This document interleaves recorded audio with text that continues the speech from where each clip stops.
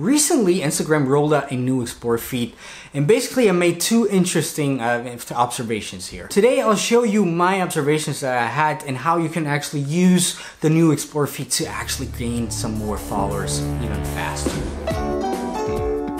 Welcome back, my friends. My name is Dominic. If you're new here, usually I do stuff about social media marketing, about your personal brand, and things generally that are related to that. So if you're into that, my friends, just hit that subscribe button and give me a like if you like this video. Anyway, today we talk about this new Explore feed, and I talked about this quite some time ago where they kind of announced that they were rolling it out slowly. You might know that already. Instagram never rolls out some new feature at once to all of their people. It kind of tests. It kind of takes chunks of people and then rolls it out to them.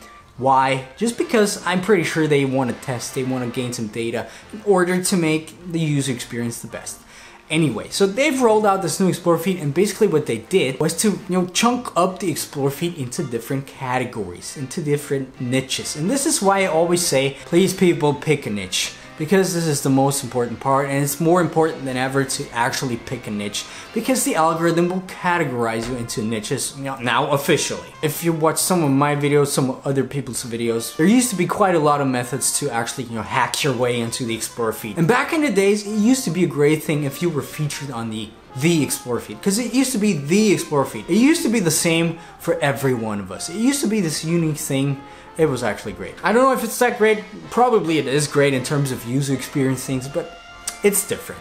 Well, let me tell you why. Now, the Explore feed is a unique thing tailored to each and every one of us differently. Meaning, my Explore feed looks differently than your Explore feed, and then her Explore feed, and then his Explore feed. And while this has been, the reality for a couple of months already right now, so it's not a new thing, there's even more new things. For example, you have first of all, the For You category, which is, basically the old Explore feed, which is tailored to you.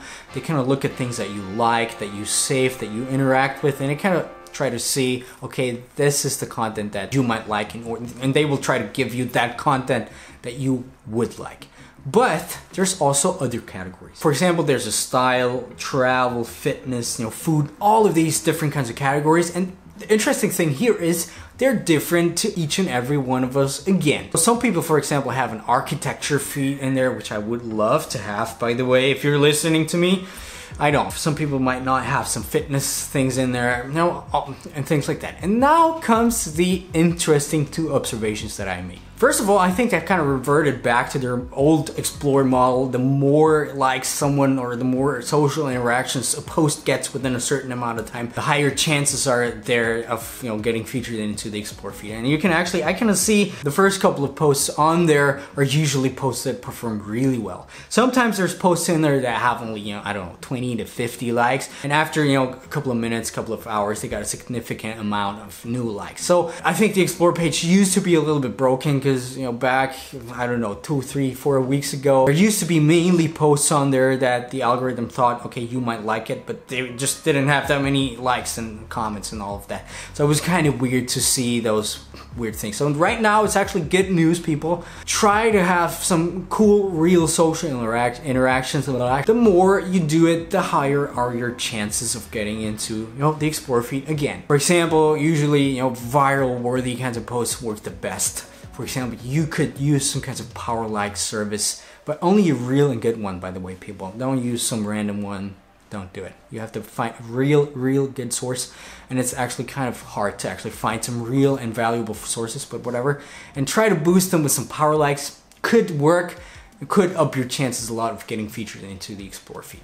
But then there's the other thing. You need to stay in this niche. You need to use the right kinds of hashtags to up your chances again of getting into the Explore feed. And this leads me to number 2. So for example, if you go into the style tab here on the new Explore feed, they actually give you some sort of related hashtags in there. And what I found out is that these related hashtags are different to each and every one of us again. So meaning my related hashtags in my style tab are different than, for example, from Aunt Lily. And this actually shows us kind of the direction where Instagram's heading, kind of the direction where this whole algorithm thing goes. Because apparently hashtags are now kind of tied to a niche, kind of tied to a category. And this is probably why I think hashtags appear to be broken right now, because probably everyone uses the hashtags wrong. So everything kind of needs to align.